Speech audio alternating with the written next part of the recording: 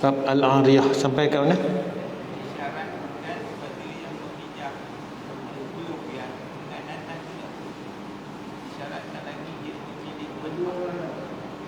Okey, masih keliru. Assalamualaikum warahmatullahi wabarakatuh. Bismillahirrahmanirrahim. Alhamdulillahirabbil alamin. Wa bihi nasta'in ala umuri dunya waddin wa ala alihi washabihi ajmain. Qala rabbi shrah li sadri wa yassir li amri wahlul 'uqdatam min lisani yafqahu qawli. Wala haula wala quwwata illa billahil aliyyil azim.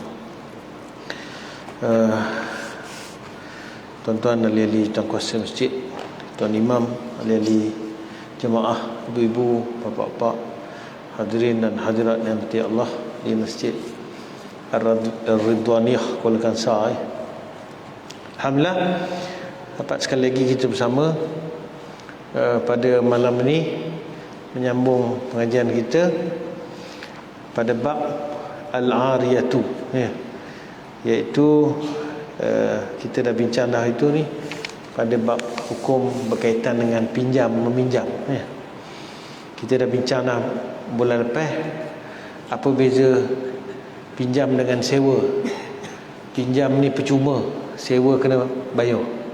Sewa ni ada balasan. Kita bincang dulu al-ijarah, bab al-ijarah, sewa. Sewa ni kita pinjam juga, tapi pinjam dengan ada bayaran. Satu lagi upah. Upah ni kita bayar untuk menggunakan tenaga ataupun kepakaran ataupun apa-apa yang berkaitan dengan orang. Baik, kita sambung itu ni pada syarat-syarat rukun. Syarat-syarat rukun kita dah bincang dulu. Pada bab Ariyah ni ada 4 rukun, iaitu peminjam, orang yang meminjam, benda yang dipinjam, sirah, ijab dan sirah, ijab dan qabul. Baik, sambung. Syarat pada yang meminjam, hendaklah orang yang tertentu lagi ada kelayakan mengurus hartanya sendiri. Maknanya dia mesti kategori orang yang layak. Layak mengurus harta. Layak mengurus harta ni siapa? Bukan kanak-kanak, bukan orang gila, bukan orang bankrupt atau diisytiharkan bankrupt, dan bukan orang yang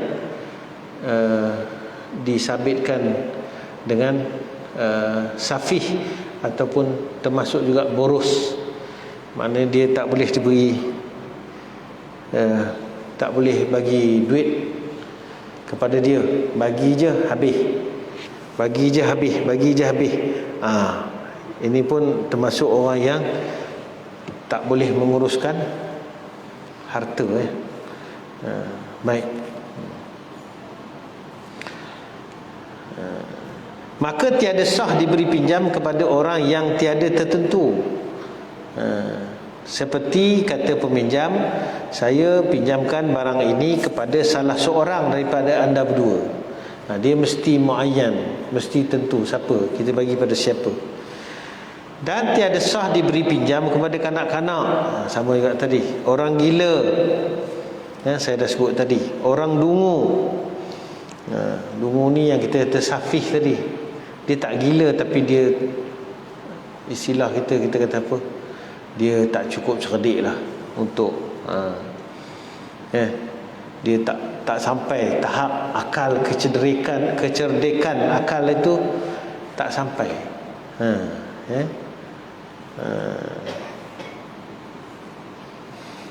Melainkan diakadkan oleh walinya.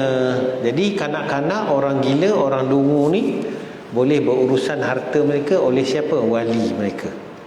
Wali mereka boleh, tapi dia ada syarat-syarat pula pada wali ni. Had-had yang dia dibenarkan. Dia tak boleh mengakadkan bagi pihak pada benda-benda yang merugikan dan sebagainya. Itu pun disyaratkan pada pinjaman yang tidak kena mengganti. seperti pinjam daripada penyewa yang sah. Kerana tidak sah siapa-siapa jua meminjam daripada penyewa yang fasid, kerana wajib kena mengganti. Maknanya kita bagi pinjaman tidak disyaratkan pada pinjaman yang tidak kena mengganti. Seperti pinjam daripada penyewa yang sah, kerana tidak sah siapa-siapa jua meminjam daripada penyewa yang fasid, kerana wajib kena mengganti. Kita nak kata macam mana,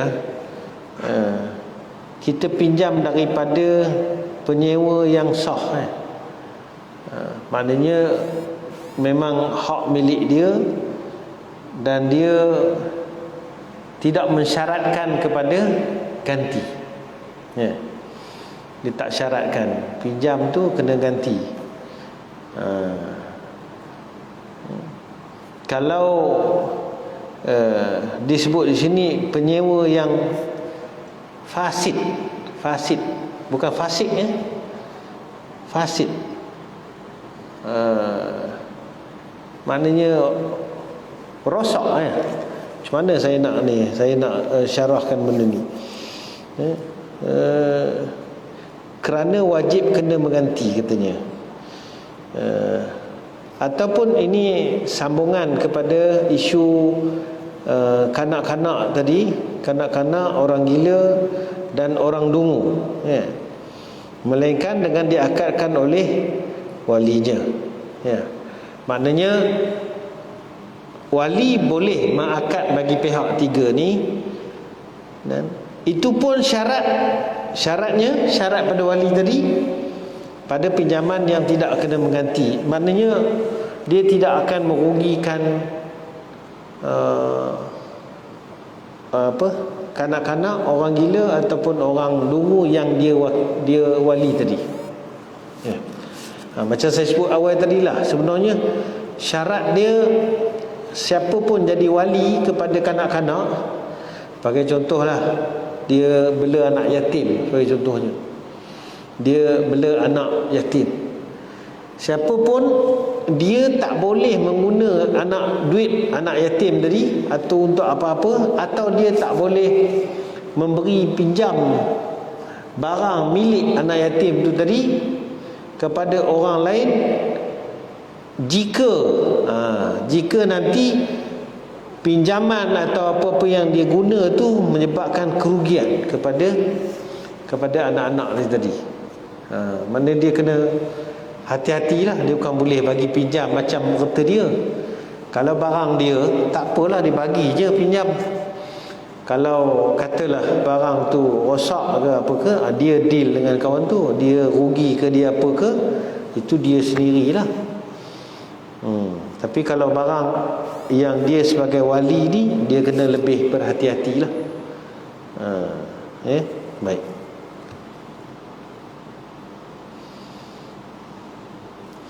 Disyaratkan pada benda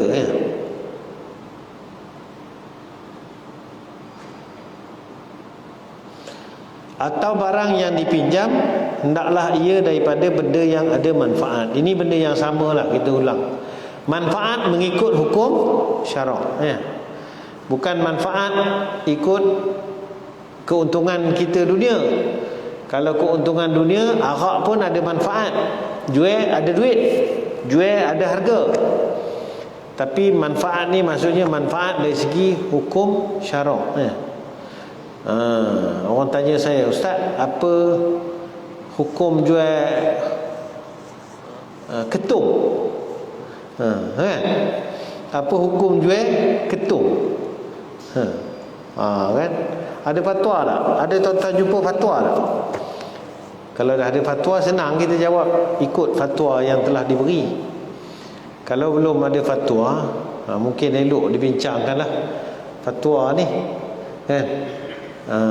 Sebab ketum ni ada macam-macam dakwaan.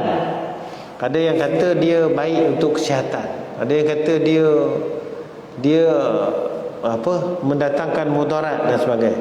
Maka perlu dibuat kajian. kesimpulan ataupun secara amnya saya kata,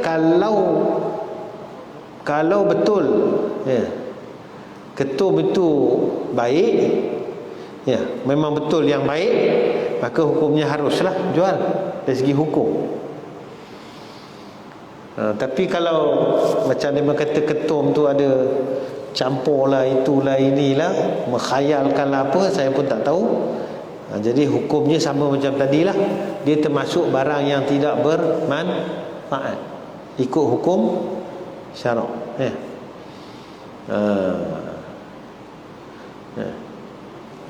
Baik. Orang tanya lagi, kalau rokok, Ustaz, rokok, lagi susah jawab rokok. Tapi yang itu ada fatwa, majoriti fatwa hukumkan haram. Tapi untuk makluman tuan-tuan juga, di Perak ni fatwa dia masih kekal fatwa yang lama. Dia ada hukum makruh, ada hukum haram, dia ada hukum sunat, dia ada hukum harus untuk orang merokok. Kena cek balik fatwa Perak lah. Sebab fatwa tu fatwa yang dulu lah, lama. Baik.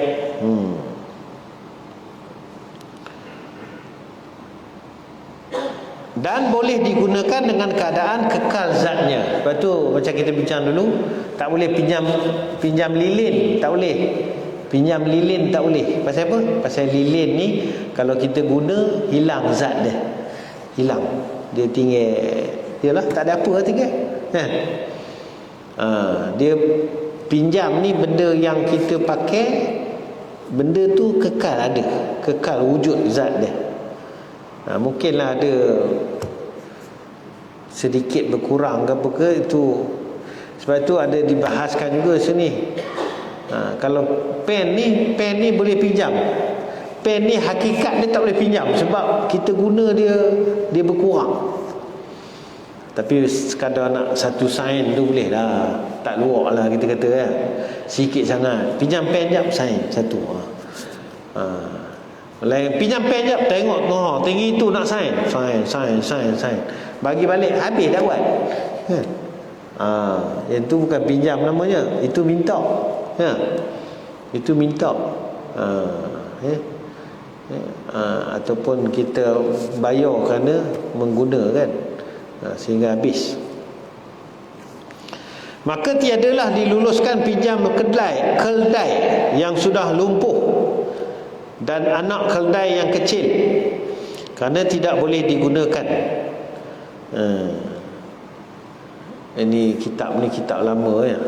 Antara contohnya ambil kitab-kitab Arab dululah. Contohnya keldai lah. Kalau kita bagi contoh sekarang ni, tak ada lah orang fikir macam mana keldai ya. Jadi kita kena tukar. Bagi pinjam kereta rosak, contohnya kan, bagi pinjam kereta yang dah rosak, start pun tak boleh, nak guna pun tak boleh, pinjam buat apa ya? Itu contohlah pinjam benda yang bermanfaat ya. Dan tiada sah pinjam benda yang haram penggunaannya, seperti alat muzik, kuda atau senjata kepada orang kafir harbi. Kita bagi pinjam kuda kepada orang kafir, atau pergi pinjam senjata kepada orang kafir. Sebab apa? Sebab dia akan gunakan untuk memerangi kita balik. Ini isu dulu jugalah. Tapi bab ini mesti ada satu fatwa baru ya. Jadi kita katalah fiqh ni, dia sifat dia bergerak. Fatwa tu sentiasa ada pembaharuan. Sebab apa? Sekarang ni kalaulah kita, negara kita nak beli senjata contohnya ya, negara kita nak beli senjata pun kita beli daripada negara bukan Islam, ataupun pembekal bukan Islam. Dan kalau kita buat senjata pula, kalau kita berjaya lah, katalah kita boleh buat senjata, mungkin ada negara-negara bukan Islam yang nak beli. Contohlah kita katakan. Tapi tak tahulah sejauh mana kita buat. Tapi macam contoh negara Turki ke, dia ada buat teknologi ketenteraan. Tapi ini memerlukan pada penelitian dan fatwa lah, sejauh mana maknanya penggunaan senjata ni. Kalau dulu memanglah sebab perang tu depan-berdepan, kita bagi dia pinjam kuda tu, dia serang kita balik. Tapi sekarang ni keadaannya sangat berbeza ya. Bahkan perang sekarang ni kemungkinan akan datang dia guna kaedah yang mungkin kita tak jangka ya. Sekarang pun dah banyak menggunakan senjata berbentuk drone, contohnya bawa bom, tak ada lagi pemandu ya. Jadi dia dikawal oleh sistem komputer daripada jauh bawa hantar bom kan. Jadi ini antara benda yang saya kata kena ada fatwa baru lah. Saya tak boleh nak bagi pendapat nanti salah pula. Dan disebut tadi antara benda haram alat muziknya. Memang betul lah kalau ikut macam saya sebut dululah, kaul muktamad dalam mazhab kita, muzik ni asal dia haram, melainkan yang dibenarkan ya, majoritinya melainkan yang dibenarkan, macam gendang kan. Sebab ada hadis Aisyah radhiyallahu anha tengok orang-orang Ansar bergendang dan sebagainya, itu dibenarkan oleh Nabi. Tapi ramai ulama-ulama contemporary kata asal hukum benda-benda selain ibadat ni adalah harus. Al-aslu fil asya' al-ibahah, asal pada sesuatu itu adalah harus, melainkan bila datang dalil mengatakan dia haram, maka mereka menetapkan pengharaman alat muzik itu kerana sebab-sebab yang ditentukan ataupun yang disebut oleh Nabi. Antaranya mungkin alat muzik itu melalaikan, alat muzik itu digunakan oleh orang kafir, alat muzik itu digunakan untuk pemujaan dan sebagainya. Jadi memang yalah, tapi ada kalangan ulama, sebahagian ulama yang sampai sekarang menghukumkan muzik itu haram. Ramainya yang masih kekal hukum haram ni ulama-ulama sebelah Saudi lah, beberapa negara Arab sana. Bukan semualah mereka mengharamkan muzik. Bahkan ada sebagian ulama kata muzik itu mematikan hati. Wallahu a'lam. Tapi dialah ramai ulama menghukumkan harus, disyaratkan tadilah harus dengan syarat dia tidak melalaikan, dia tidak digunakan untuk pemujaan, lirik-lirik yang tidak salah dan sebagainya lah. Cuma kadang-kadang bila benda ni dibenarkan, lama-lama lagu-lagu nasyid pun dia dah jadi makin rancak Dia bukan salah tentang lagu nasyid rancak tu, tapi kadang-kadang dia guna zikrullah tapi lagunya rancak-rancak tak sesuai lah, tak sesuai zikrullah, la ilaha illallah ke. Saya dengar lagu kumpulan mana tah, istighfar pun punya rancak. Mana kena istighfar lagu rancak-rancak. Ini contohlah kan. Tapi umumnya majoriti ulama sekarang menghukumkan muzik itu asalnya harus, melainkan bila dia digunakan untuk benda-benda yang haram. Cuma dalam masjid kita tak boleh, dilarang menggunakan alat muzik dalam masjid. Memang ada garis panduan kita keluarkan, kalau katalah ada majlis apa ni, kena buat di luar daripada kawasan masjid. Dan lagi tiada sah pinjam benda atau barang yang habis zatnya seperti lilin, makanan, dakwat dan celok, kerana habis zatnya dengan dipasang, dimakan, ditulis dan celak mata. Ini saya sebut dah tadi. Makruh yang hampir haram, furuk, anak cucu meminjam usul daripada bapa atau datuk. Makruh yang hampir haram ini atau penetapan yang ada dalam mazhab Abu Hanifah, yang mazhab Hanafi, dia panggil karahiyatut tahrim, makruh yang menghampiri haram. Kaedah ni lah, tapi memang ada juga dipakai oleh sebahagian daripada ulama Syafi'iyah. Saya cenderung untuk guna kaedah ni sebab ada perkara-perkara makruh yang kita kena tekankan, dia bukan makruh biasa-biasa. Dia makruh yang menghampiri haram. Sebagai contoh, orang sebut makan petai pun makruh, kan? Makan petai pun makruh, makan doyan pun makruh, sebab bau Jadi dia kata isap rokok pun makruh. Okey lah, biasa je, kan? Macam makan petai je, kata dia sama je, kan? Apa yang kamu makan petai, aku isap rokok. Jadi kamu makruh kerana petai, aku makruh kerana rokok. Ni kata dia. Jadi kalau kita ada kaedah ni membezakan karahiyatut tahrim tadi, makruh yang menghampiri haram, dengan karahiyatut tanzih, makruh yang menghampiri harus, baru nampak beza sikit.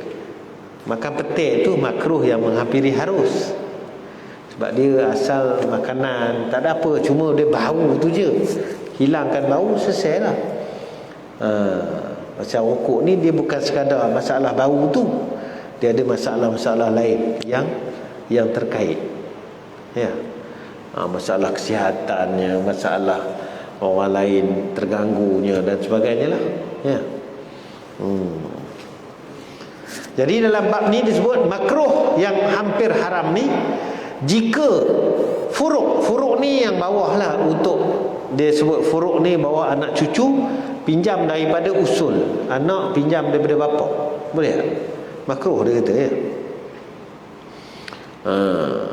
Yang hamba daripada tuannya kerana berkhidmat untuk dirinya, atau anak meminjamkan bapanya yang telah disewanya kepada orang lain. Demikian juga meminjam atau memberi pinjam hamba yang muslim daripada dan kepada orang kafir, kerana perbuatan itu menghinakan. Jadi disebut sini makruh, dia tak haram, makruh, tapi makruh yang berat. Jika anak pinjam daripada bapa, nak kena tengok balik lah apa alasannya, ya. Kerana mungkin asal hukum bapa kena tanggung anak, ya. Bapa kena tanggung anak, nafkah dan sebagainya, kan? Tapi kalau anak dah besar, tentulah berbeza, kan? Anak nak pinjam kereta ayah, boleh? Anak nak pinjam kereta ayah. Jadi secara umumnya kita nampak hukumnya tak ada apa masalah lah, harus, ya. Ini tadi mungkin pada benda yang sepatutnya ayahnya memang kena beri, tapi tak beri, sehingga anak terpaksa pinjam, kan?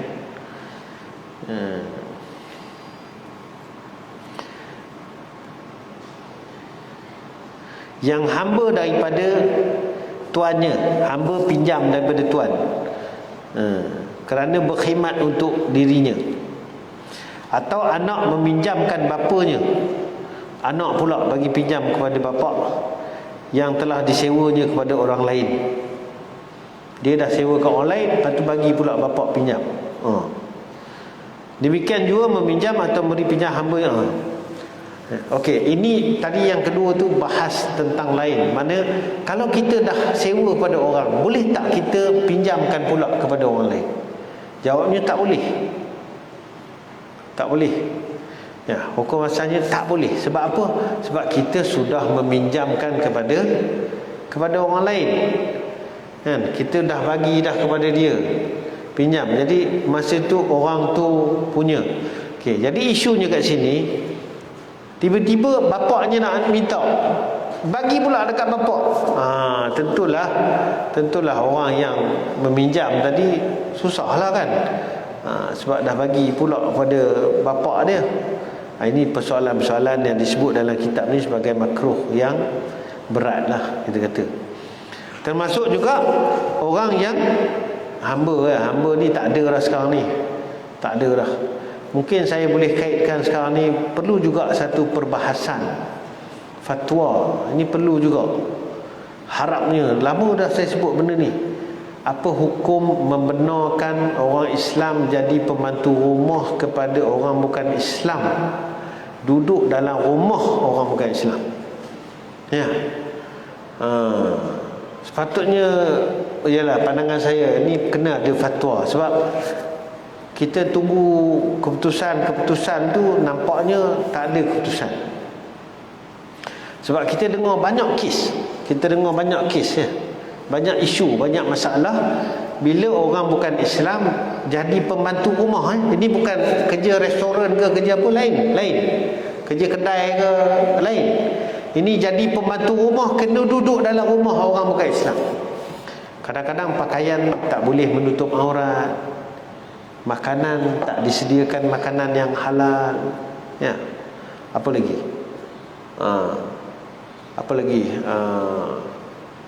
Dia kena masakkan makanan yang tak halal. Ada banyak isu. Tu belum kira macam-macam lah. Akhirnya ada kes kena rogol pun ada. Sebab apa? Sebab mabuk. Jadi ini kalau kata isu sini hamba, tapi saya lebih suka bincang isu semasa ni. Kalau tanya dengan saya cenderung kepada pendapat yang tidak membenarkan. Kerana apa? Kerana mudaratnya lebih banyak daripada kebaikan. Akhafud dararain. Kaedah ad-dararu yuzal. Perkara benda yang mudarat hendaklah dihilangkan.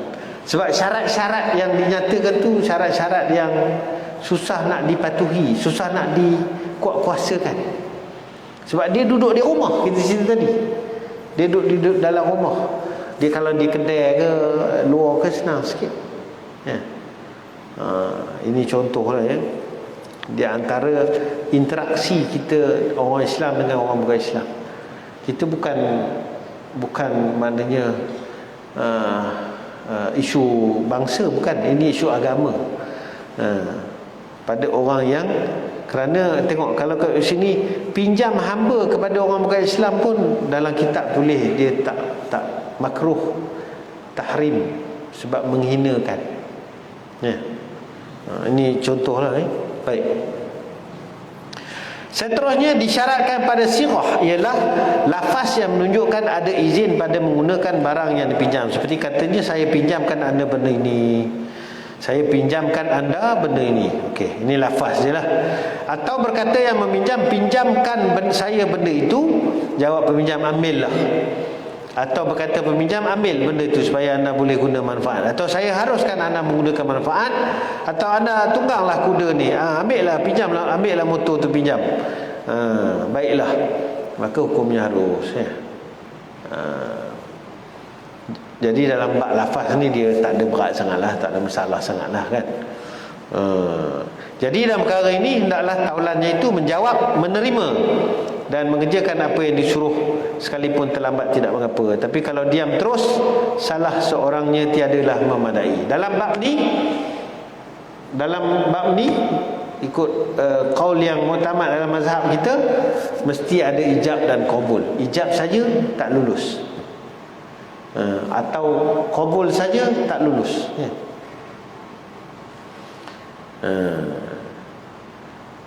Dia sebenarnya bab akad ni, kalau ikut kaedah dia, kalau bertanya orang tu jawab, belum jadi lagi akad. Tanya. Kalau minta boleh. Kalau minta dia jawab, boleh. Dia ada beza minta dengan tanya. Contohnya minta, saya nak pinjam motor ni boleh? Itu minta. Jadi dia kata boleh, ambil. Boleh. Tapi kalau dia tanya, contohnya macam mana dia tanya?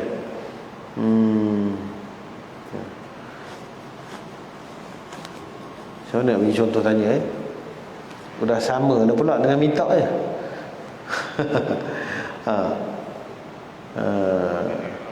Ya. Macam mana?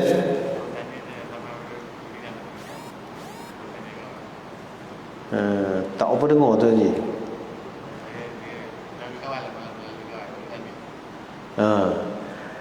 Dia selalu contohnya dalam bab munakahat, bab akad, bab akad nikah. Kita minta nak kahwin, wali bagi. Dengan kita tanya. Kita tanya. Maksudnya kita kata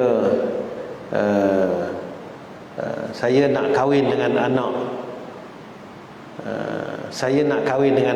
Tuan Haji. Lepas tu dia kata aku nikahkan dia kau. Maknanya itu minta. Satu lagi dia kata anak Tuan Haji tu kalau saya nak kahwin dengan dia boleh. Itu ini ada beza sikit lah. Jadi kalau dia jawab boleh, aku nikahkan dia kau, belum lagi, dia kena terima pula lepas tu. Maknanya akad ni dia tak terjadi bila kita baru tanya. Tanya ni dia belum masuk pada sebahagian daripada akad. Bila diberi, maka perlu dijawab balik dengan akad terima. Itu maksudnya lah. Ya. Jadi kalau dalam bab ini kan, dia kata pinjamkan saya benda tu. Itu minta. Dia minta, pinjamkan saya benda tu. Maka jawab ambil lah. Maka jadi akad itu sudah terjadi. Pinjamkan saya benda tu. Tapi kalau dia kata boleh tak saya pinjam benda tu, itu dia baru tanya. Baru tanya. Jadi bila tanya, dia kata ambil lah, dia mesti kemudiannya dia akad terima. Okey, saya terima untuk pinjam, atau saya pinjam. Okey. Jadi dalam perkara ini hendaklah taulannya itu menjawab, menerima dan menjaga. Okey. Jika seorang berkata, saya beri anda pinjam kuda ini supaya anda menanggung makanannya, atau supaya anda pinjamkan kuda anda kepada saya, yang demikian itu tidak termasuk dalam hukum pinjam. Malahan jadi sewa yang fasid, kerana tidak diketahui berapa sewanya. Kita bagi pinjam dengan balasan. So kita kata bila ada pinjam dengan balasan ni, dia bukan pinjam, dia sewa. Pinjam ni dia tak ada balasan. Pinjam ni dia tak ada balasan. Pinjam, itu pinjam. Tapi kalau pinjam dengan syarat RM10, itu sewa. Tapi dan disyaratkan pada sewa tu, kita dah bincang dulu, jumlah sewa tu mesti kena tetap. Tak boleh saya nak sewa rumah ni, berapa sewa? Nantilah, duduk dulu, nanti kan kita kira, tengok macam mana mereka duduk, nanti baru kita kira berapa nak bayar. Sudah kan, hari-hari tidur tak lena orang menyewa, macam mana ke dia nak kira aku esok kan. Dia tak boleh, dia mesti macam hotel pun, kita nak sewa hotel, sewa chalet, berapa dia dah tulis siap-siap rate, satu malam RM140 contoh. Jadi rate tu mesti tetap. Dia tak boleh sewa yang kita tak tahu berapa. Jadi itu yang dikatakan itu jadi fasid. Dalam kes ni, kenapa dia tak tahu berapa sewa? Sebab dia kata dia bagi pinjam kuda, syaratnya kamu kena tanggung dia makan, tanggung kuda tu makan. Jadi syarat tanggung makan tu dia tak tahu sebenarnya berapa makan kuda ni, kan? Jadi dia tak tahu, kos tu tak tertentu. Sebab itu tak boleh, tak boleh. Sewa ni mesti benda tu ditentukan berapa. Sama macam upah kita bincang dulu. Jika berlaku demikian, kenalah salah seorang daripada keduanya membayar sewa biasa kepada taulannya yang disebut ujrah misil, ujrah al-misil. Dia sama lebih kurang macam mahar misil, mengikut kaedah apa? Al-adah muhakamah, adat yang menjadi hukum. Biasanya kalau orang pinjam kuda ni berapa kena bayar. Jadi kalau macam itu syarat dia tadi, tak tahu berapa, kena bayar ikut jumlah tersebut. Kalau setuju, okeylah. Mana kembali kepada kebiasaan. Ya. Kerana bila satu-satu perkara termasuk dalam bab muamalat tak ditentukan jumlah, boleh ditentukan jumlah tadi dengan kebiasaan. Mahar perempuan contohnya tak disebut masa akad, tak bagi tahu maharnya berapa. Mahar ni wajib, jadi berapa nak bagi mengikut mahar misil. Kebiasaannya mula tengok keluarga dia berapa. Kalau tak tahu juga, keluarga lain tak ada, tengok orang sana berapa, orang kampung banjir berapa contohnya, berapa biasanya, ataupun dia duduk kat mana, talang, orang talang berapa. Itu panggil mahar misil, kebiasaan. Sama juga dalam bab muamalat, ada banyak benda, kan? Kalau upah pun tak ditentukan, dia kena macam itu. Dia kena ikut kadar yang biasanya berapa. Pomen tukar minyak hitam, kan? Tukar minyak hitam, sepatutnya dia kena tulis berapa tukar minyak hitam. Tapi katalah tak tulis, kita hantar, kita dah tahu dah, kadar dia kita dah tahu dah, tukar minyak hitam RM10, RM15, itulah dia punya rate. Maka boleh, sebab kita dah tahu dah kadar dia. Tapi tiba-tiba nanti kalau dia cas tukar minyak hitam RM45, kan? Tengoklah, kalau kedai yang kita hantar tu memang RM45, kedai contohnya orang repair kereta-kereta Audi ke, ya, kereta-kereta mahal ni memang dia cas RM45, nak buka ni susah ke apa, wallahualam lah, kan? Okey lah. Tapi sebab itu sebaiknya perkara-perkara ni ditetapkan lebih awal, supaya tidak menimbulkan unsur gharar, tidak pasti yang menjadi penipuan. Baik, belanja memulangkan balik barang yang dipinjam kena atas yang meminjam, dan belanja makan binatang kena atas tuannya. Di sini timbul masalah meminjam kereta.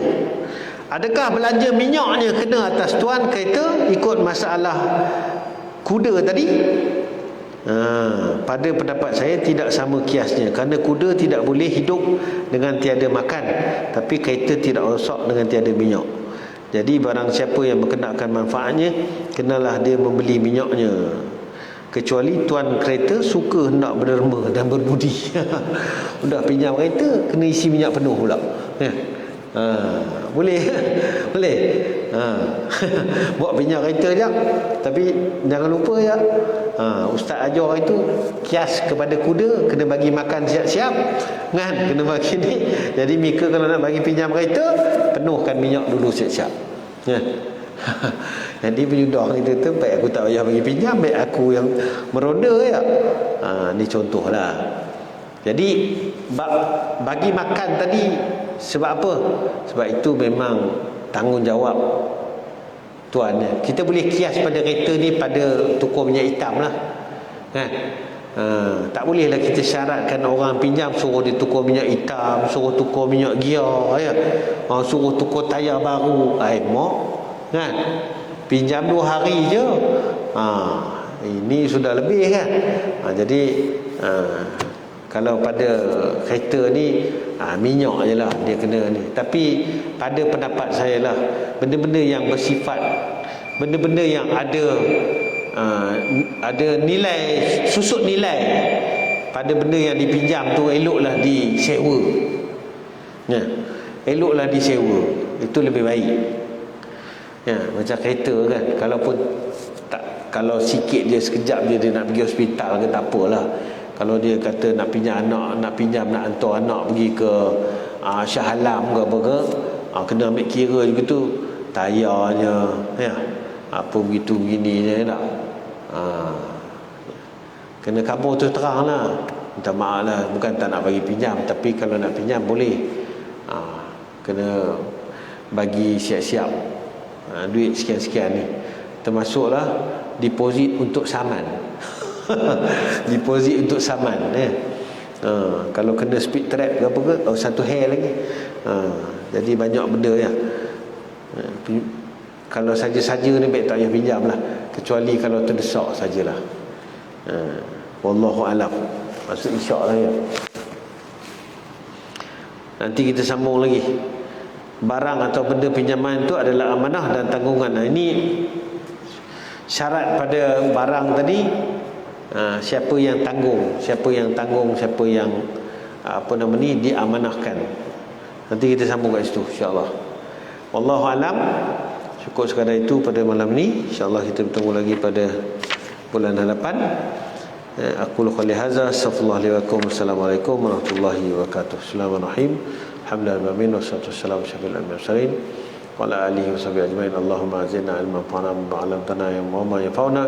Alhamdulillah ala kulli hal wa na'udzu billahi min halil nar. Rabbana atina fid dunya hasanah wa fil akhirati hasanah wa qina adzabannar. Alhamdulillah. Assalamualaikum warahmatullahi wabarakatuh.